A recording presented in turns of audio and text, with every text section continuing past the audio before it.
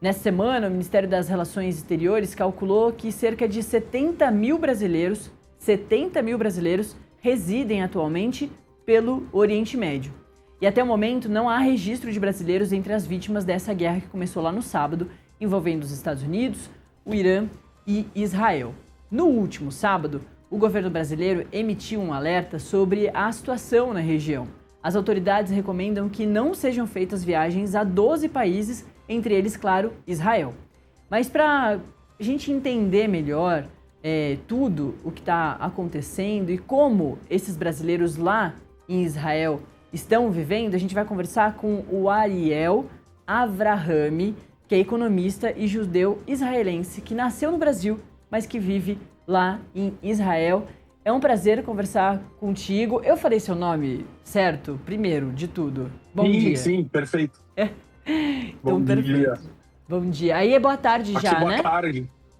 1h30 da tarde agora. Prazer, Natália. Obrigado por me receber. Você fala com a gente de onde? Eu moro na cidade de Holon. Holon fica a 5 quilômetros de Tel Aviv. Bem próximo, região praticamente metropolitana de Tel Aviv. Há quanto tempo você vive aí? Bom, em Israel eu estou há 11 anos. A gente tem uma boa bagagem aí de guerras, né?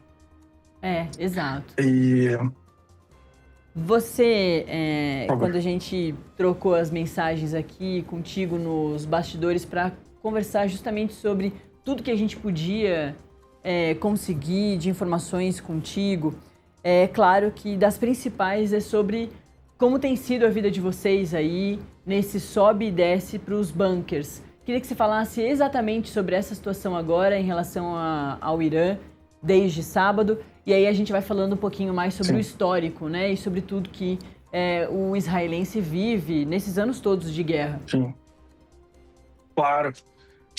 Bom, a nossa sensação aqui é uma sensação mais de estresse por ter a nossa rotina interrompida do que um medo de ser atingido por um míssil. Então, a gente tem diversos tipos de infraestrutura para poder se abrigar. A gente tem o Mamad, que é o primeiro nível, que é o quarto seguro. E aí a gente tem uma segurança até média para determinados tipos de ataque. É um quarto blindado onde te protege de alguns fatores. Ele geralmente fica dentro da residência, existem outros que ficam no andar do prédio, outros mais seguros ficam como se fosse no porão do prédio, 2 andares para baixo. E esses todos ficam bem próximos da tua residência. Depois tem as infraestruturas do governo, que são como se fosse abrigos coletivos antibomba, e eles são mais seguros. E nesse caso, a gente está enfrentando uma ameaça diferente, um ataque diferente. O ataque do Hamas, e já finalizou, praticamente o Hamas não existe mais no contexto militar. A gente tem o Irã, que tem mísseis que são mísseis de grande poder destrutivo. Então a gente precisa ficar as diretrizes do governo e vamos chamar de defesa civil de Israel, é que a gente permaneça nesses locais mais seguros. Então eu mandei para vocês umas imagens do pessoal ali. Esse local geralmente fica aos 3 andares para baixo. O pessoal fica lá, socializa, come, enfim, bebe, conversa. O pessoal leva o cachorro, o gato, né? É um momento de convivência legal com essas pessoas. E eu acho que a sensação lá embaixo não é uma sensação de medo. Geralmente é mais um estresse, assim, de... Putz, sabe? Queria estar fazendo tal coisa, mas tenho que estar aqui. Uhum. E é isso, sim, basicamente. Explicando um pouco. Ariel, acho que é sempre muito importante da gente trazer essas informações, porque é uma parte do mundo distante e muitas vezes as pessoas criam diversos estereótipos, imagens muito distantes da realidade. É claro, é isso. O Oriente Médio vive guerras desde o começo da sua existência. e o Ocidente enxerga a região como uma região absurdamente violenta, que destrói os direitos civis, os direitos humanos, e muito se fala sobre, ou se imagina sobre esse dia a dia de países que vivem sobre guerras, né, dentro de guerras. O Ariel já vive há 11 anos aí em Israel, então conhece muito bem, dá para falar super com a gente sobre tudo isso. Ariel, eu conheci Israel em 2011, eu falei até sobre isso lá no sábado, no plantão, no primeiro dia de plantão sobre a guerra. E eu conversei também, ali na situação, eu estava conversando com outro brasileiro que vive em Israel e eu falei para ele que eu achava que era muito importante a gente trazer aqui também uma situação muito curiosa de quando a pessoa chega, e ele me confirmou que é assim até hoje. Quando chega ali em Jerusalém, por exemplo, encontra, num primeiro momento, muitos jovens com fuzis andando pela Jerusalém, muitas vezes casais, homem e mulher, né, os dois armados. É uma situação super estranha num primeiro momento, mas depois de um tempo que você passa ali, você vai entendendo o tamanho da segurança. Você fala, nossa, mas na verdade, dificilmente alguma coisa vai acontecer comigo. Aí você fica sabendo sobre os bunkers, que sempre que vão construir algum prédio novo, precisa ter esse dinheiro para fazer o bunker embaixo. Então eu queria que você trouxesse um pouquinho mais dessas informações, desses jovens que andam armados, que são os jovens que precisam, né? Fazem 18 anos, precisam entrar no exército. É uma situação compulsória, né? Fala um pouquinho, então, dessa realidade, não da violência o tempo todo ali entre vocês, mas da segurança. Sim, é muito interessante o que você falou sobre os jovens com... Foi a primeira coisa que eu notei, com fuzis, né? Pessoal na praia, pessoal de biquíni com fuzil. Né? O pessoal vai na balada com fuzil. E pistola também, né? E isso, tu nota um civil de fuzil, mas na verdade ele é um militar vestido de civil, ao contrário, né? Então, é um país que te dá muita segurança depois que tu entende qual é o contexto daquela galera usando o armamento. Tu consegue perceber que, aquele armamento ali é um armamento responsável, não é um armamento da violência, é uma proteção que o pessoal, que o exército autoriza. Então, mas assim, a responsabilidade de quem tem uma arma em Israel é enorme. Quando você tem assim, é super penalizado caso você esqueça, caso você, enfim, empreste, é restritíssimo. Tanto que a pessoa dorme com ele do lado. Você não pode nem dormir num cômodo diferente do fuzil. Então, você vê o pessoal e no final você acostuma, né? O pessoal tá ali com fuzil, mas a gente sabe que ele tá ali para proteger. Aquilo ali é uma ferramenta de trabalho para ele. Ô, Ariel, é isso, né? Porque no Brasil, por exemplo, a gente vira e mexe, vê gente que tá armada, aí briga no trânsito, atira no outro. Não é o cenário que a gente tá falando do israelense, né? Esse soldado que, na sua folga, precisa levar o seu armamento para casa, porque se tiver algum tipo de invasão, algum tipo de ataque, ele já está preparado, né? Ele não deixa de ser soldado em nenhum momento. Ele tem uma cabeça focada nisso, né? Aquela arma, ela não é utilizada para defesa pessoal, é para defesa da nação, né? Exatamente. Tem muitos soldados brasileiros, né, que vieram, fizeram o serviço e voltaram. E a gente percebe que a tua noção de segurança muda muito. Você caminha, você veio para cá, você percebeu que não existe assalto à mão armada, isso é absurdo, isso não existe aqui. Fora que quando existe alguma questão terrorista em Israel, 5 pessoas ao teu redor têm armamento. O que significa que as pessoas pensam 10 vezes antes de sacar uma arma, mesmo que seja em defesa pessoal. E isso pode acontecer, mas o respeito que se tem pela lei aqui é enorme. As penalidades são enormes, então as pessoas pensam muito bem antes de uma discussão. Fora que aqui toda discussão ela não é violenta, fisicamente falando. Ninguém pode encostar, é super restrito, você não pode encostar em uma pessoa. A polícia é muito é forte nesse sentido, né? A lei protege muito a tua integridade física. E a lei funciona aqui, né? Mas, assim, na nossa experiência, se a gente for falar de guerras, se a gente for falar de todos esses conflitos que tiveram, a gente percebe que o governo, ele é muito transparente em ajudar a te localizar como fazer as coisas. Ele tem um software, um aplicativo no celular, e ele te avisa quando, por exemplo, quando o míssil saiu do Irã, ele avisa, você tem 12 minutos para entrar no bunker. Então você se prepara, pega outras coisas e tal, desce, o bunker é 2, 3 minutos caminhando, você desce, tá, o pessoal entrando, conversando, todo mundo vai bem tranquilo. E depois disso, caso tu não tenha saído ainda, ele dá um segundo aviso que você tem ainda 1 minuto e meio. Aí você tem esse 1 minuto e meio, dá uma corrida e no final desse 1 minuto e meio começa a soar o alarme mesmo. Desculpa, soa o alarme junto com o aplicativo. Ô, Aniel, Então, assim... desculpa te cortar. Não, imagina, pode falar. Como que a população israelense tem vivido essas guerras todas, esses conflitos todos? A gente sabe que uma das estratégias do Irã atualmente é de cansar também a população, de colocar essa população nesse vai e volta dos bunkers. Você vê as pessoas cansadas, com medo, como que, além de você, né, como que os outros aí no seu entorno estão levando todos esses últimos tempos tenebrosos? Sim. Assim, quando a gente vem com um contexto de Brasil, da violência Brasil, a gente não se apavora. Então, olhando para o israelense médio, ele também não tem medo.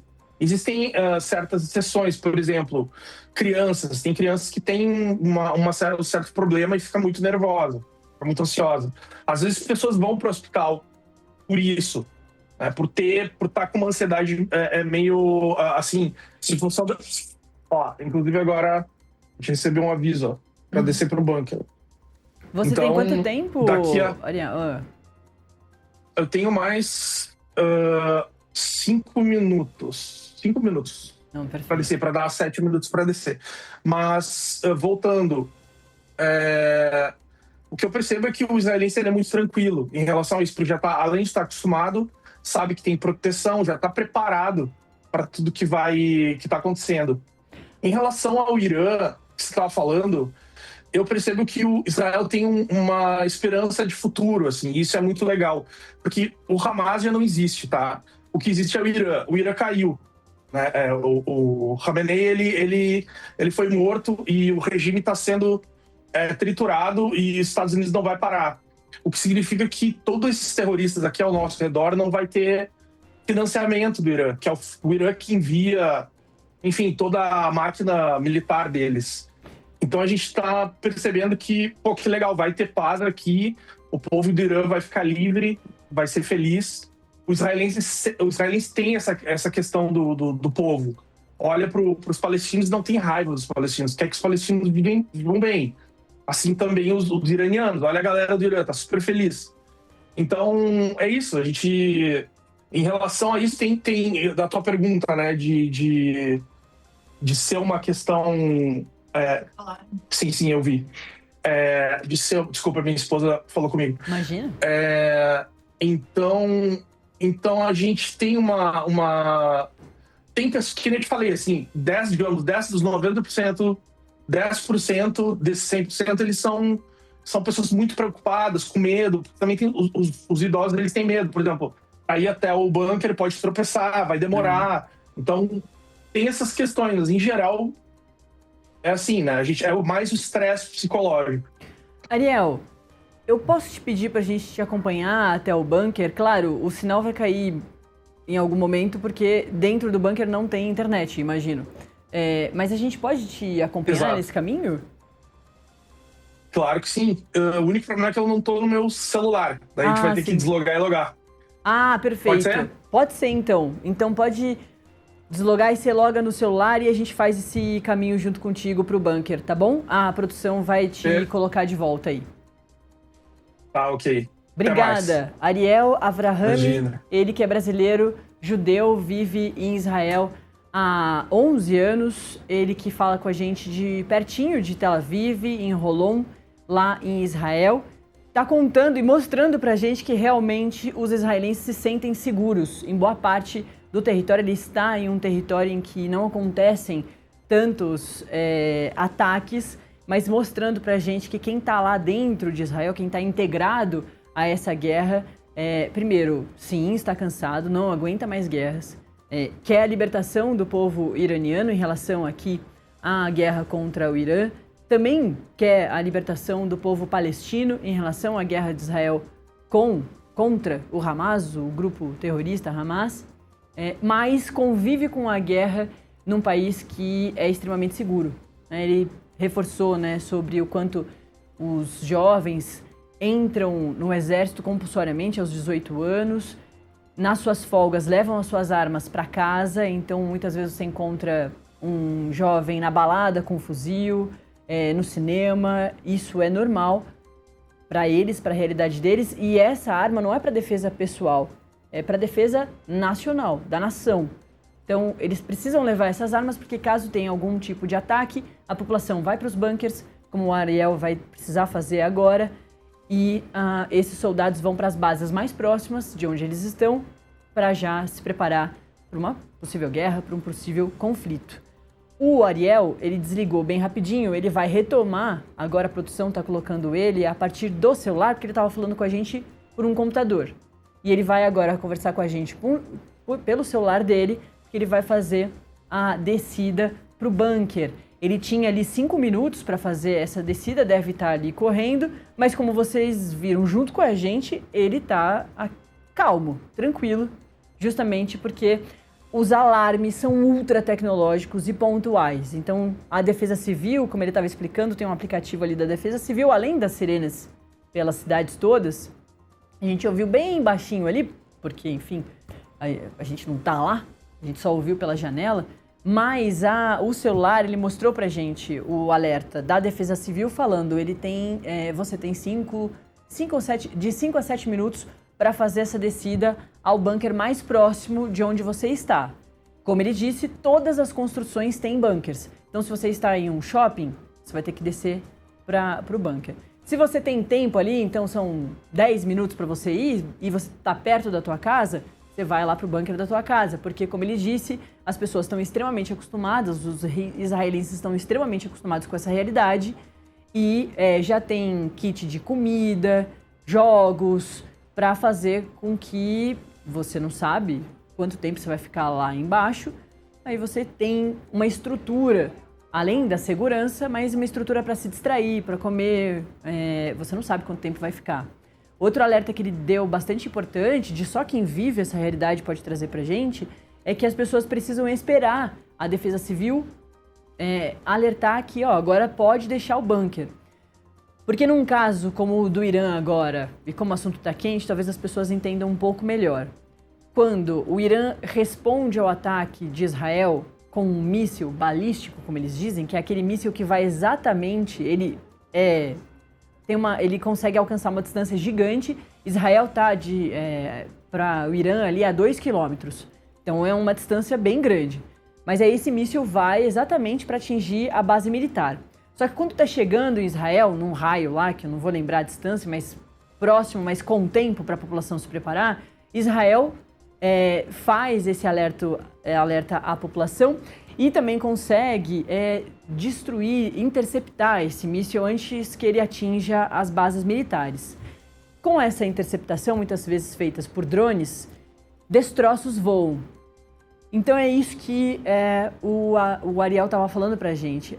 As pessoas precisam sair dos bunkers só com a liberação, porque pode ser que a cidade não tenha sido atingida pelo míssil, porque foi interceptado por Israel, mas esses destroços voando demoram um tempo para cair no solo. E essa pessoa que sai antes do aviso da Defesa Civil pode ser atingida não pelo míssil, mas pelo destroço que caiu do míssil que foi interceptado. Então, todas essas informações muito importantes feitas pelo relato aí do Ariel Avrahami, que é um brasileiro judeu que vive em Israel há 11 anos, estava sendo entrevistado por nós aqui no Acorda Metrópolis e precisou sair, não correndo, muito calmo, porque veio o alerta da Defesa Civil de que um alvo estava, que a cidade ali, Holon, onde ele vive, perto de Tel Aviv, poderia ser atingida. A produção está falando que ele já está fazendo o teste agora, porque ele falava com a gente pelo computador, ele falou, para vocês irem comigo para o bunker, eu preciso colocar o sinal no celular, justamente para ele não precisar levar o computador junto com ele do bunker. E ele disse que é uma situação tranquila, calma, porque os israelenses estão acostumados com isso e sempre tem tempo, a Defesa Civil avisou lá 5, 7 minutos, mas mesmo assim você precisa fazer uma saída rápida da sua casa, do seu compromisso, do seu trabalho. E para isso leva-se poucas coisas, né, junto contigo. Ele não levou o computador, ele está levando o celular. O Ariel já está de volta aqui com a gente? Oi, Ariel. Oi. E aí, deixa eu te falar, a gente desceu, deu alarme e eles acabaram cancelando. Uhum. Que bom, melhor assim. Que não tem problema. Melhor ainda. Eu não sei se tu consegue ver o pessoal aqui atrás. Sim. São as pessoas que estavam na construção aí, perto da tua casa. Não, na verdade, esse pessoal aqui que estava entrando no bunker. Uhum. Ó, o bunker de mim. Ó, aqui a porta. Sim. Tem outra entrada ali. E aí foi cancelado. Então a gente não vai precisar descer pro bunker. Mas basicamente, se vocês conseguem me acompanhar. Sim. Tá me ouvindo? Sim, eu te ouço. Pode seguir, Ariel. Então, aqui a entrada do bunker. Geralmente ele tem 2 andares para baixo. Tem banheiros, tem tudo instalado. E o pessoal geralmente chega antes, como eu falei para vocês. O pessoal saindo de sacola. Uhum. Eles entram com as coisas deles e tal. O pessoal vem com o cachorro. Uhum. Eu não sei se eu desço, porque se eu descer, provavelmente vai bloquear o sinal. Quer tentar? Podemos tentar. Eu já então vou me despedir de você para caso caia o sinal, a gente tenha feito essa despedida. Ariel Avrahami é um brasileiro judeu que vive em Israel há 11 anos. Ariel, muito bom, muito obrigada. A gente vai voltar a conversar, infelizmente, sobre a guerra que começou no sábado, mas a gente volta a conversar. Muito obrigada pela simpatia, pelas informações. Valeu, imagina. E que a situação melhore muito em breve. Agora sim, pode fazer essa ida aí ao bunker como se vocês estivessem fazendo o que fariam agora há pouco por causa dos alertas da Defesa Civil. Vamos lá. Deixa eu ver, acho que não dá para virar. Mas, obrigado, Natália. Até a próxima aí. Vamos descer.